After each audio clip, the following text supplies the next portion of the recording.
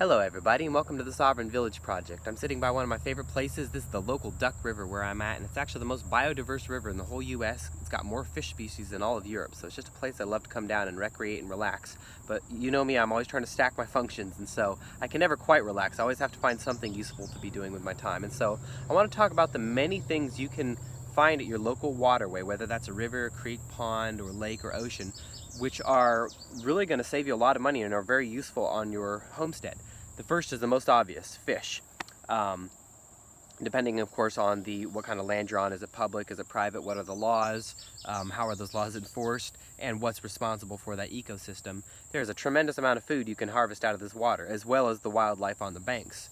And that's not just food you can be harvesting. If you have a pond, you could also get fish for stocking in your pond, or if you have some kind of aquaponics system, you might find some really good, viable, healthy fish to start your system for free. Of course, the food sources don't end there. This bank is full of food sources, and not just food sources like blackberries and the many things you can forage along here, but also things you can take cuttings from. There's elderberry, there's river cane, there's a lot of useful plants I can take cuttings from that would cost me so much from a nursery, and they're absolutely free here. Another free input is sand. On the inside bend of a river or a creek, you can often find sand, and that sand has so many applications on the homestead, whether that's making potting soil or pathways or leveling out or concrete work. You always need sand. Why spend money on it when you can bring a couple buckets down and load up for free? Another building material is stone.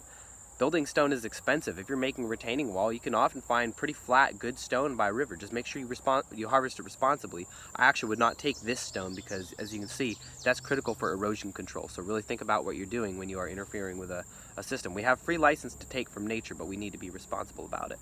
Another one is seashells and just various shells. Huge, wonderful input for your compost or for your soil. And while I'm out here, I always just grab them up and crush them up, throw them into my system.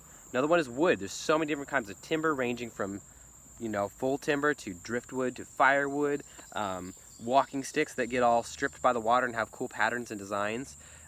Those are just a handful. I could list these all day, but my phone memory is very low, so I just wanted to list a few things and really get you thinking. I'd love to hear your suggestions about what you found at your local waterway or things you look for. But come down, recreate, relax, have some fun, but take hundreds of dollars worth of critical supplies away as well. Again, just do it responsibly, and make sure you know what kind of area you're in and what you can safely take, and enjoy.